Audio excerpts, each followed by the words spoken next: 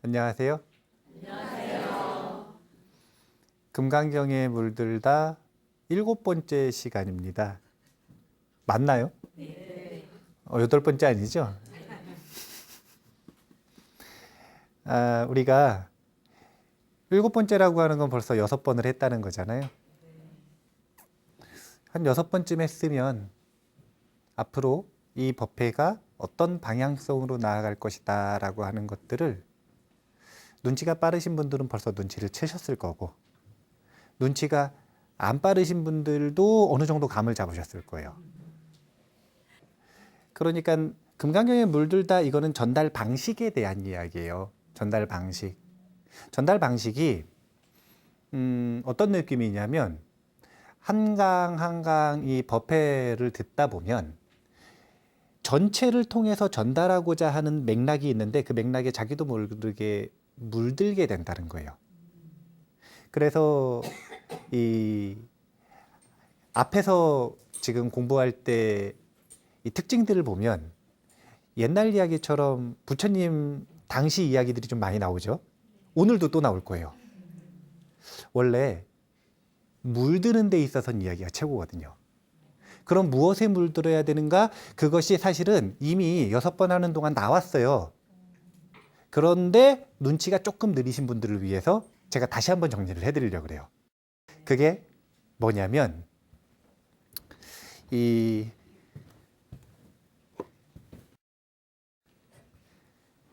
금강경을 주석하신 분들은 굉장히 많으신데 그 중에서 가장 대표적인이라고 표현하면 좀 너무 편파적이고 가장 먼저 주석을 하신 스님들이 이제 무착보살이라고 하는 보살과 세친보살이라고 하는 형제예요. 그런데 이 두 분의 이 주석이 인도를 대표하는 금강경 주석이 됩니다.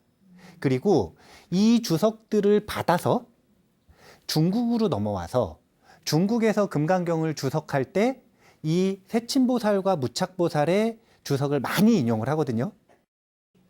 근데 그 중에서도 특히 많이 인용되는 건 세친보살의 주석이에요. 세친보살의 주석이라고 하는 건 이런 거예요. 뭐냐면 불교 공부를 하다 보면 의심이 생긴다 이거예요. 의심이 생기죠? 그러면 그 의심을 어떻게 제거해 나갈 것인가 이것을 가지고 왜 보면은 우리가 무엇인가를 공부를 하는데 의심이 생겨요? 근데 의심이 사라졌어요. 영원히 사라지든가요? 또 생기든가요? 네, 다음 날 또 생겨요. 여기서도 의심을 제거해 가지고 집에 가잖아요? 문 열고 들어가면 또 생겨요. 끊임없는 의심과의 싸움인데 이 의심을 제거해 나가는 과정으로서 성불의 과정을 보여주고 있는 것이 세친보살의 주석입니다. 자, 누가 나를 화나게 하는 경우 있어요, 없어요? 있어요. 예, 오늘도 있었죠? 예. 오늘도 있었죠? 괜히 나 혼자 마음이 불편하고 막 불안하고 두렵고 이런 일이 있나요, 없나요? 그 번뇌의 이름이 무엇이든 상관없이 마음이 불편하면 무조건 제일 먼저 생각해 봐야 되는 건 뭐냐면 너 때문이 아니라 내 마음이 흔들렸다라는 것. 내 마음이 흔들렸다라는 것. 그래서 감산대사는 굉장히 간단한 논리예요. 그게 뭐냐면 금강경에서 말하는 금강이라고 하는 마음은 지난번에 얘기했던 것처럼 벼락도 아니고 다이아몬드도 아니고 그냥 벌써 뭐냐면 부처님 마음이에요. 불심. 근데 이 불심은 특징이 뭐냐면 편안할 안자 써서 안심이에요. 무슨 얘기를 하는 거냐면 안심하고 있으면 부처님이라는 거예요. 안심하고 있으면 부처님이라는 거예요. 그런데 우리가 저 안심에 머무르질 못하고 잠깐도 머무르질 못하고 끊임없이 마음이 흔들리는데 왜 흔들리느냐 이거예요. 흔들리는 이유가 뭐냐? 너 때문이 아니라 그건 내 마음이 흔들린 것 때문인데 왜 흔들렸냐면 그거는 안심이 왜 깨져버리느냐? 추구하는 바가 있어서 그래요. 구하는 바가 있으면 마음이 흔들리게 되어 있어요. 아주 간단한 논리예요. 마음은 왜 흔들리느냐? 구하는 바가 있으면 마음이 흔들린다. 그럼 이 구하는 바가 뭘 만드느냐? 의심을 만든다는 거예요. 그래서 세친보살의 주석을 인용해서 금강경을 어떤 경전으로 보는 거냐면 추구하는 바가 만들어내는 이 의심을 끊임없이 끊어버린다 이거예요. 그럼 어떻게 되느냐? 안심으로 되돌아간다. 그것이 강렬하고 그것이 힘이 써지면 그것이 바로 부처님 마음이다. 완벽한 안심을 이루는 것. 이것이 바로 부처님의 마음을 이루는 방법이다. 이렇게 제시를 하시는 게 감산대사의 금강경이에요. 그래서 이 간단한 논리, 안심이 부처님 마음인데 우리는 왜 안심이 깨지는가? 구하는 바가 있어서다. 그러면 구하는 바는 무엇을 만들어내는가? 의심을 만들어낸다 이거예요. 자, 그러면 이 의심을 어떻게 해야 되는가? 끊어버리면 된다. 그러면 자연스럽게 안심으로 돌아간다. 그래서 금강경은 이 안심을 경험하도록 하고 안심이 돌아갈 곳임을 천명하고 그리고 이 안심에 의지해서 부처님으로 살아가는 기간을 점점 넓게 만들어지고 길게 만들어주기 위한 경전이 바로 이 금강경이다. 이게 우리가 한 학기가 지금 몇 강일지 모르겠는데 그 내내 배워야 되는, 물들어야 되는 아주 간단한 논리예요. 복잡해요? 간단해요? 네, 말은 쉽죠. 말은 쉽죠. 네, 근데 그런 거 아셔야 돼요. 말이라도 쉬워야 돼요. 실행하기 어려운 건 맞는데 말까지 어렵잖아요. 그럼 아예 실행할 엄두가 안 나요. 그래서 말도 쉽고 논리도 쉬워야 돼요. 간단해야 돼요. 간단하게 자기를 비춰보고 자기의 문제를 분석하고 거기서 해결책을 간단하게 잡고, 물론 실천하는 건 어렵겠지만요. 그래서 이런 거예요. 오늘 제목이 이제 시작인데? 이제 시작인데. 10분이 지났는데 이제 시작인데 수보리존자한테 이제 문제가 생긴 거예요. 어떤 문제가 생겼냐면 수보리존자는 원래 아라한이죠. 아라한이면 구하는 바가 있을까요? 없을까요? 완전한 평화를 누리고 있단 말이에요. 마음이 편안하다는 거죠. 그러니까 이거는 뭐냐면 구하는 바가 없다 이거예요. 근데 지난 시간에 얘기했던 것처럼 수보리존자만 눈치를 챘어요. 부처님하고 본인이 다른 걸. 그래서 나도 부처님처럼 되고 싶다? 뭐가 생겼어요 지금? 추구하는 바가 생겼죠. 네. 그러니까 추구하는 바가 안심을 깨버리고 의심을 만드는 거예요. 어떤 의심을 만들었냐면 너무 간단한 의심인데 그게 뭐냐면 부처님 되려면 어떻게 해야 된다라는 걸 지금 배웠냐면 일체 중생을 다 구해야 부처님이 된다라는 걸 배운 거예요. 부처님이 되고 싶어서 추구하는 마음이 생겼는데 방법을 봤더니 일체 중생을 전부 구해야 된대요. 아니 근데 생각을 해보세요. 한 중생 구하기도 어렵죠. 한 중생을 구하려고 해도 골수가 빠져요. 골수를 뽑아줘도 구할까 말까. 보따리 내놓으라고 하는 경우도 되게 많거든요. 아니 근데 일체 중생을 언제 다 구하느냐 이거예요. 일체 중생을 어떻게 다 구하지? 한번 상상을 해보세요. 그러면 막막하면서 수보리존자가 야 이거 되겠나 이거예요. 중생을 다 구해야 한다며? 이거 지금 부처님 되는 거 과연 가능한 일인가? 이런 의심으로 이어질 수밖에 없는 거예요. 그래서 지금 이런 의심이 생기게 되는 조금 더 구체적인 부처님과 수보리존자 본인의 차이를 오늘 다시 한 번 더 명확하게 짚어보려고 그래요. 뭐가 다른가? 지난 시간에 이미 했기 때문에 정리를 먼저 해보자면 부처님한테 뭐가 있냐면 일체지가 있어요. 아라한에게는 일체지가 없어요. 일체지라고 하는 게 뭐냐면 모든 것을 아는 걸까요? 알아야 할 것을 아는 걸까요? 모든 것을 알면 얼마나 피곤해. 얼마나 피곤해요. 일체지라고 하는 건 알고자 하는 것을 걸림없이 아는 지혜를 일체지라고 합니다. 그리고 이 일체지와 함께 부처님께만 있는 게 대연민삼매라고 하는 게 있어요. 이게 뭐냐면 대연민, 큰 자비라는 뜻이죠. 큰 자비로서 부처님께서는 새벽에 항상 삼매에 들어가시는데 그 삼매 속에서 무엇을 살피시냐면 세상을 살펴봅니다.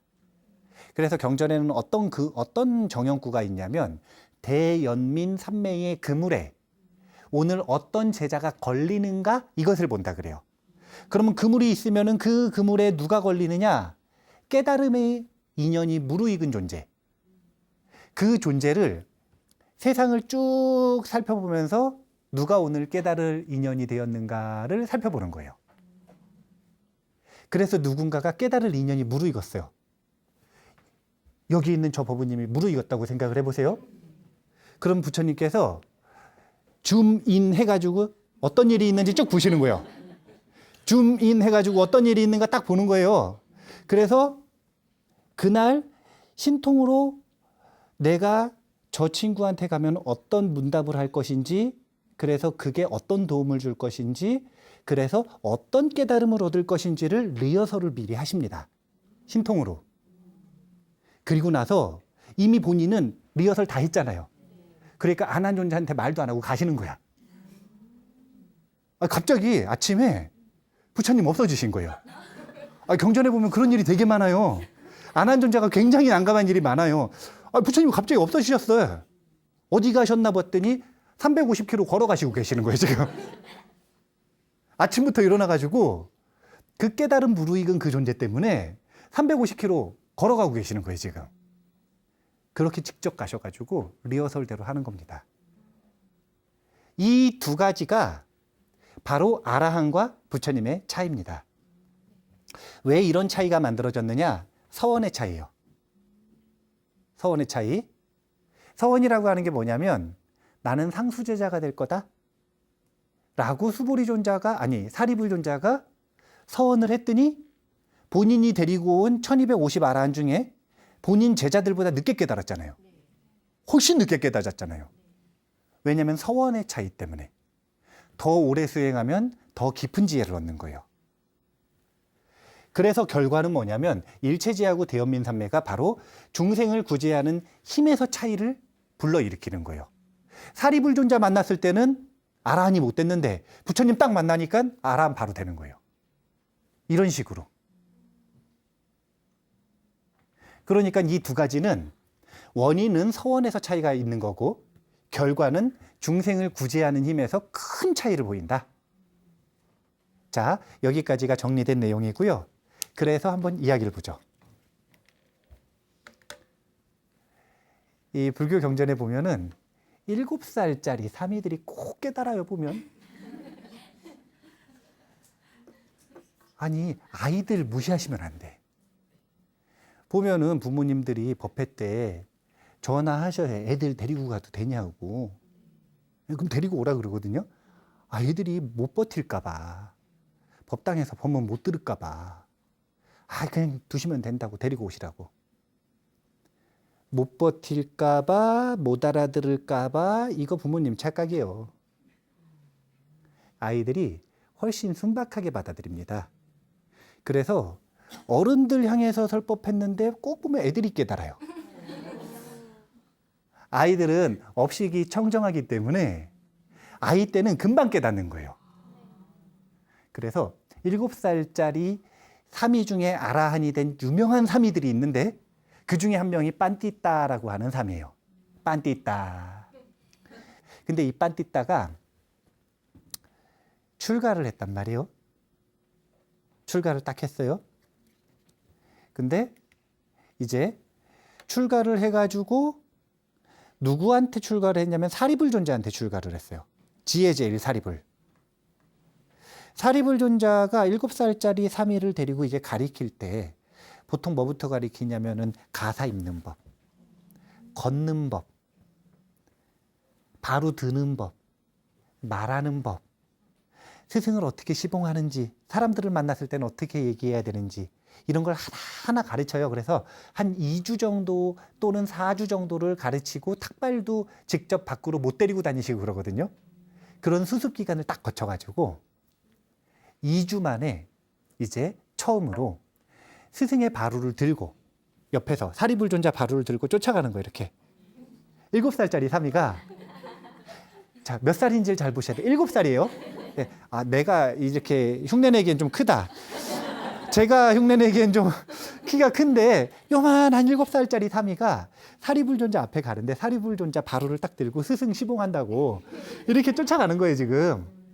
근데 쫓아가다가 다 이렇게 쫓아가다가 이상한 걸 봤어요. 뭘 봤냐면은 논에 보면 이게 논이요, 논. 그러면은 이게 논이요, 논. 그러면 여기 이렇게 해가지고 이렇게 해서 물 들어가는 이런 도랑이 있죠. 저 도랑을 보고 그걸 유심히 관찰을 하다가 이상한 점을 발견한 거예요. 굉장히 이상한 점. 7살짜리 사미가 그 7살짜리 감수성에 이 뭔가 되게 이상한 점을 발견한 거예요. 너무 궁금한 거예요. 그걸 지금 문답을 하는데 스님, 이것이 무엇입니까? 질문했어요. 사리불존자가 이것은 도랑이라고 부른단다. 그러니까 무얼 하는데 이용합니까? 그러니까 물을 이곳저곳으로 끌어들여 논에 물을 주기 위해서 도랑을 이용한다. 아니 그렇잖아요. 논농사를 하면 물길 딱 내가지고 자기가 원하는 곳에다가 물을 대야 우리가 밥 먹는 거 아니에요. 물 못 대면 벼 다 죽어요. 그래가지고 물 모자랄 때는 그 물 대느냐고 이웃집이랑 싸우고 난리 나는 거 아니에요.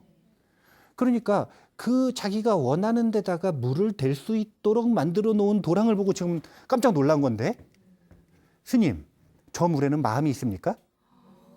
자, 저 도랑에 흐르는 물에는 마음이 있어요, 없어요? 자, 이게 지금 7살짜리예요. 7살짜리 사미가 저 물에는 마음이 있습니까? 없단다. 스님, 이처럼 마음이 없는 것을 원하는 곳으로 끌어다가 되는 것이 가능합니까? 그렇게 할 수 있단다. 지금 이런 거 안 이상해요?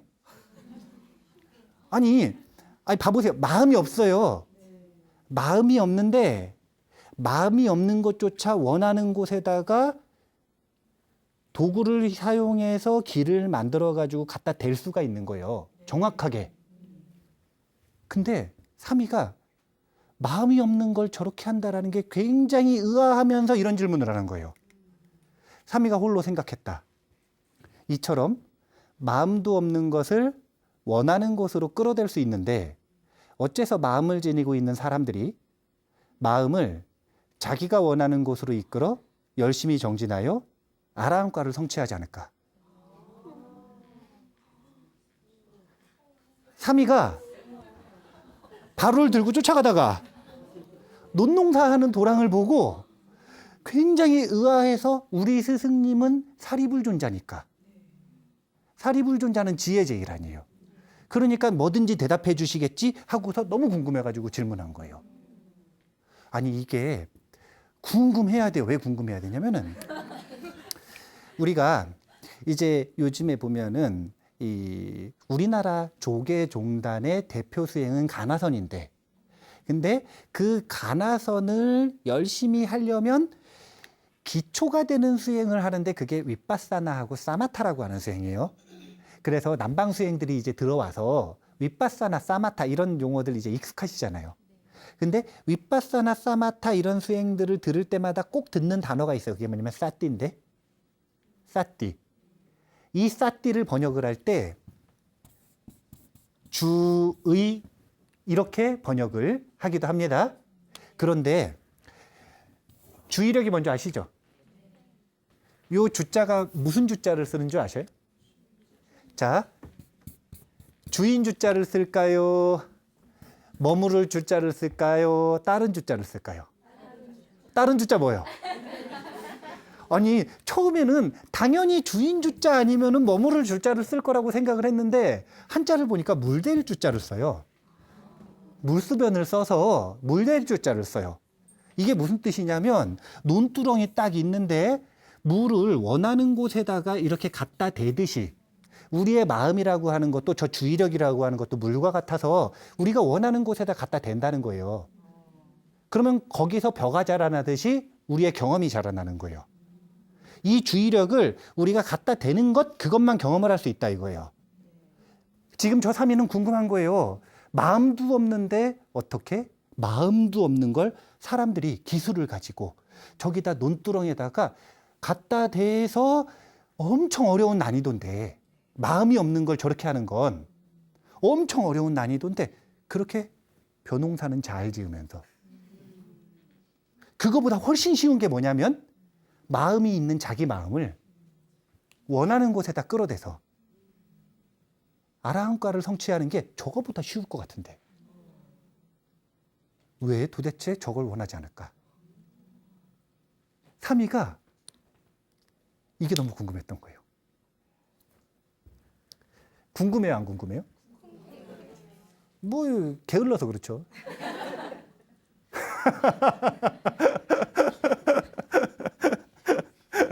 그런데 사미가 이번엔 또 가다가 화살 만드는 곳을 봤어요. 화살 만드는 곳에서도 또 똑같이 질문합니다. 마음도 없는 활대를 아주 곱게 펴는 게 가능한데 왜 마음 있는 존재들이 마음을 곱게 펴서 알아하니 안 되느냐 이거예요. 이번엔 바퀴 만드는 곳에 갔어요. 마음 없는 나무들 가지고 바퀴를 이렇게 만드는데 왜 도대체 사람들은 마음을 지니고 있으면서 자기가 원하는 곳으로 이끌어서 열심히 정진해서 아라한과를 성취하지 못할까? 너무 궁금한 거예요. 우리는 자기 마음이 자기 거라고 생각해요? 너무 거라고 생각해요? 자기 거예요? 너무 거예요? 내 것도 아니고 너무 것도 아니라 이유는 간단한데요. 내 거면 내 마음대로 돼야 돼요? 안 돼야 돼요? 밤에 잠 올 때 잡생각이 많아. 근심 걱정이 많아요. 멈춰라 그럼 멈춰지든가요? 그게 뭐 내 거예요? 그게 뭐 내 거예요? 멈춰라 그래서 멈춰줘야 내 건 거잖아요. 그래야 내 거예요. 마음이 무슨 내 거예요? 원래는 내 거여야 되는데 내 뜻대로 되어야 되는데 우리가 이렇게 도대체 왜 마음을 자기가 원하는 곳으로 이끌어서 수행을 안 하는가? 정진을 안 하는가? 열심히 자기 마음을 갈고 닦지 않는가? 않는 거. 갈고 닦지 않는 것. 그것 때문에 마음을 너한테 준 거예요. 누구한테 줬냐면 번뇌한테. 그래서 삼위의 질문을 바꿔보면 아니 왜 본래 자기 것으로 가지고 태어난 마음을 번뇌한테 줘버려 가지고 번뇌의 노예처럼 사느냐 이거예요. 마음이 없는 것도 저렇게 논 만들고 활 만들고 바퀴 만들고 그런 기술을 가지고 있는 사람들이 조금만 노력하면 원래 내 거 마음 그거 갈고 닦아가지고 알아야 될 건데 제 말이 아니라 삼위의 말이에요.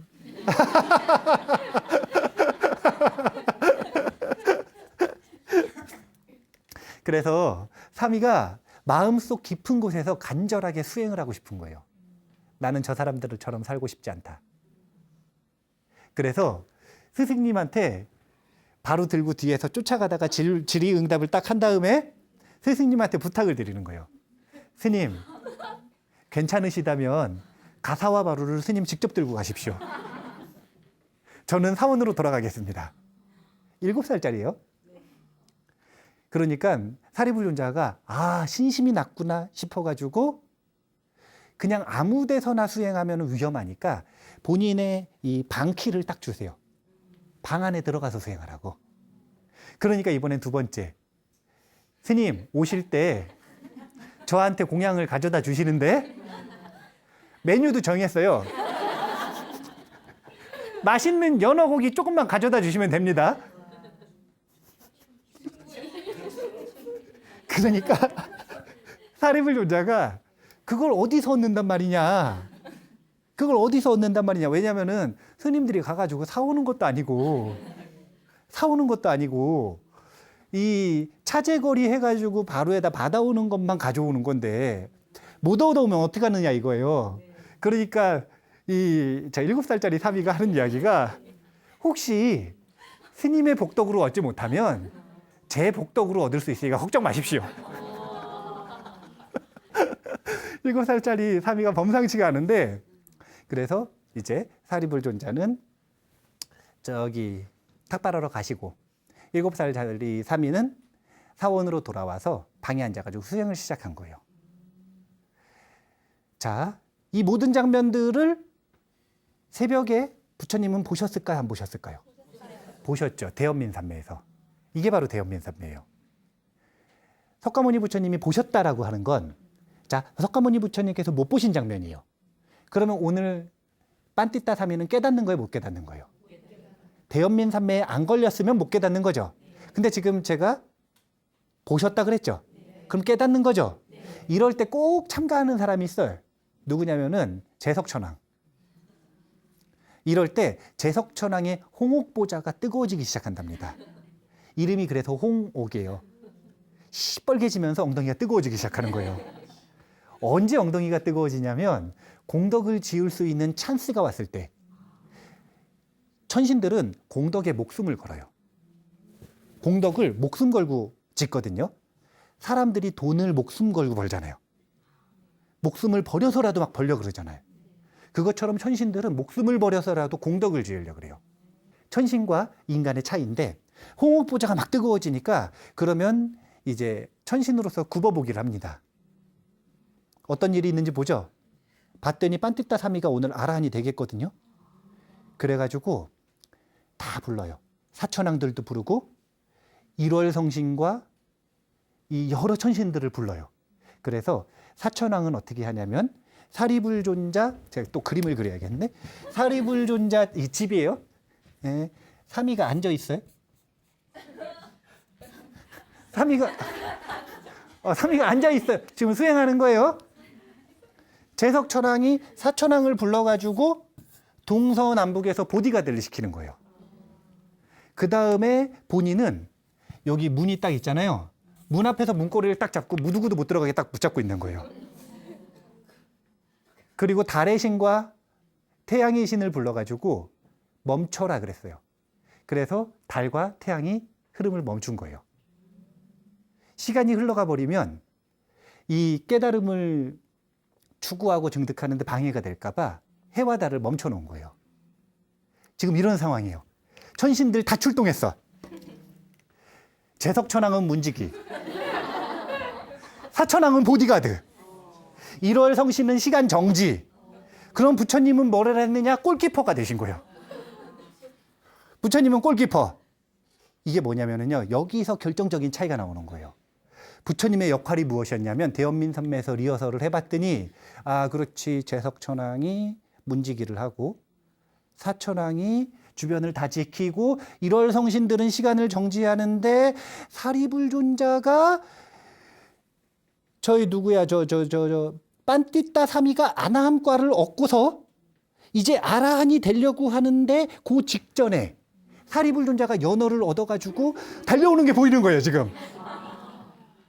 사리불존자는 지금 연어가 왔다고 사미 말대로 지금 연어 공양을 받았다고 기뻐가지고 연어 주려고 7살짜리 사람이 예쁘잖아요. 그러니까 연어를 주려고 막 가고 있어 지금. 그래가지고 문 열고 들어가면 어떻게 되냐면 아나함과에서 멈추는 거예요. 아라한이 못 되는 거예요. 그래서 골키퍼 마지막 사리불존자를 막아주는. 그래서 사리불존자를 중간에 사리불존자 이렇게 다니시는 길 있잖아요. 거기 중간에 부처님이 갑자기 나타나셨어요. 평상시에 다니시도 않으시는 분이 갑자기 나타나셔가지고 4가지 질문을 하세요. 사리불존자한테 4가지 질문을 하면서 시간을 끄는 거예요. 평소에 아무도 없는 데서 사리불존자한테 그런 질문 하시는 분이 아닌데 아니 4가지 질문을 해가지고 시간을 딱 끌어서 이렇게 시간을 끈다는 게 뭐냐면 그래서 어떻느냐 그러니까 사리불존자가 뭐라고 막 답변을 하실 거 아니에요. 그러면은 이렇게 한 귀로 들으시고 생각은 빤띠따 존자, 빤띠따가 아라한이 됐나 안 됐나 이렇게 보고 계시다가 이제 아라한이 딱 된 것 같으니까 아 훌륭히 대답했다 가라. 그러고서 이제 그렇게 보내주시는 거예요. 그렇게 해서 7살짜리 빤띠따가 아라한이 되는 겁니다. 여기 보면 사리불존자는 다른 아라한들보다 지혜가 깊다 그래요? 옅다 그래요? 깊다고 하죠. 그런데도 사리불존자는 7살짜리 빤띠따가 그날 아라한이 될 거라는 걸 알아요, 몰라요? 모르죠. 심지어는 만약에 연어 주겠다고 달려갔으면 어떻게 되는 거냐면 부처님 없었으면 아나함에서 끝난 거예요. 아나함에서. 이게 바로 일체지 그리고 대연민산매의 차별점입니다. 일체지와 대연민산매라고 하는 건 다른 것 때문이 아니라 중생을 구제하는 데 있어가지고 큰 차이를 불러오는 거예요.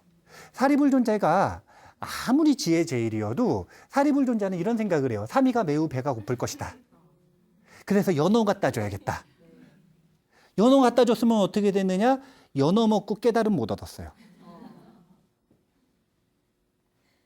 아주 슬픈 일이죠. 하지만 대연민산매에 들었었던 부처님 같은 경우에는 사리부타가 삼위가 먹을 음식을 얻어서 급히 돌아오고 있구나. 그렇게 되면 삼위의 수행을 방해하게 될 것이다. 내가 가서 그에게 4가지 질문을 해서 시간을 끌면 아라한이 될 것이다. 그래서 아라한으로 만들어주는 큰 이 보호, 선호념하고 선부촉하는 그런 마음을 보여주시는 겁니다. 저렇게 중생을 구제하는 데 있어서 최고의 이 능력을 보여주시는 이유가 무엇인가? 그것은 앞서 이야기했던 것처럼 일체지, 그 다음에 대연민산매. 이것이 아주 결정적인 차이를 불러온다는 거예요. 제가 이 단어는 몇 번 얘기를 했어요. 몇 번 얘기하는 건 중요하다는 거예요? 안 중요하다는 거예요? 중요하다는 거죠. 그런데 사리불존자는 알았어요. 뭘 알았냐면 부처님과 나는 일체지 대연민산매에서 다르다는 것. 사리불존자 정도 되면 알죠. 근데 나도 부처님처럼 되고 싶다 이런 마음이 일어났을까요? 안 일어났을까요? 안 일어난 거예요. 이게 되게 부처님께서 수부리존자에게 선제라고 하는 이유가 있는 거예요. 왜냐하면 아라한들은요. 아무리 좋은 게 있어도 나도 그렇게 되고 싶다라는 마음을 일으키는 것이 굉장히 어려운 일이에요. 욕심이 사라졌기 때문에. 예를 들어가지고 여기 있는 법우님들이 저 앞에 있는 누군가가 좋은 걸 얻었어요. 그럼 나도 갖고 싶다 이런 마음이 쉽게 일어나요? 안 일어나요? 쉽게 일어나죠. 동전이 여기 딱 떨어지면 밟아요? 안 밟아요? 아니 이거 아주 쉬운 일 아니에요. 반자동으로 딱 밟아버린단 말이에요. 근데 아라한들은 이걸 밟는 게 기적 같은 일이라는 거예요. 아라한이 이런 욕심을 불러일으킨다라고 하는 건 기적과도 같은 일이에요. 그러니까 아라한들도 알아요. 뭘 아냐면 부처님하고 본인하고 다른 거 안단 말이에요. 근데 거기서 나도 부처님이 되고 싶다. 왜? 중생을 구제하고 싶으니까. 그런 큰 자비심을 가지고 문제의식을 가지고 그걸 추구하는 마음을 일으키는 건 기적과도 같은 일이라는 거예요. 그래서 수보리존자에게 선제라고 하는 겁니다. 누구도 묻지 않았으면 부처님께서는 답하실 수가 없어요. 부처님이 되는 길을 이야기를 할 수가 없는 거예요. 그래서 수보리존자가 물으시니까 이제 이 부처님 되는 길을 제시하시는 게 금강경 개송이 이제 금강경 내용이 되는 건데 오늘 빤띠따 삼이 이야기 같은 경우에는 요 법구경 80번 개송과 관련되어 있는 인연담이에요. 그래서 나중에 80번 개송을 보시면 되는 건데 그 이야기 끝에 이 개송이 붙어 있는 거예요.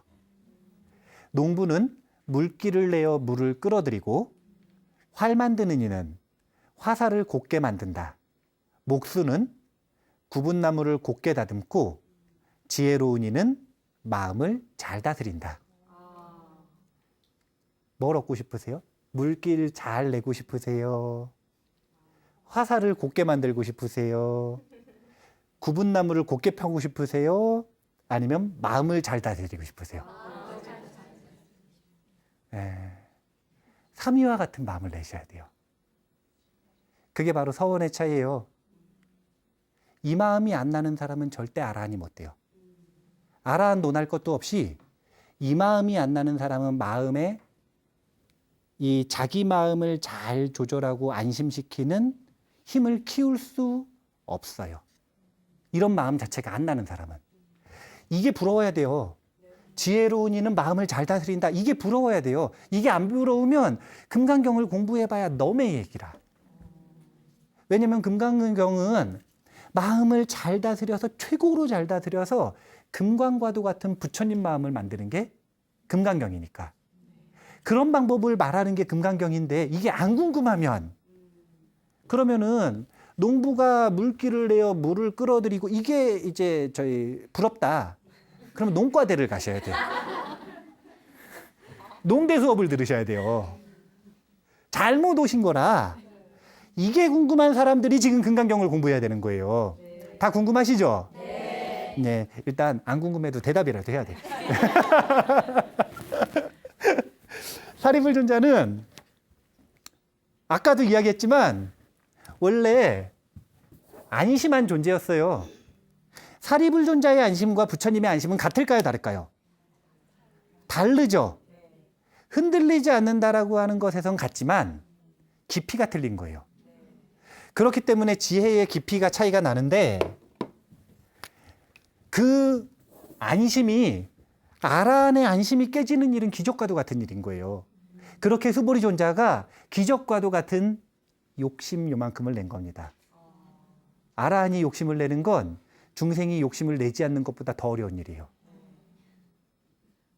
무슨 얘기인지 아시겠죠? 네. 아라한이 이만큼의 욕심을 냈어요.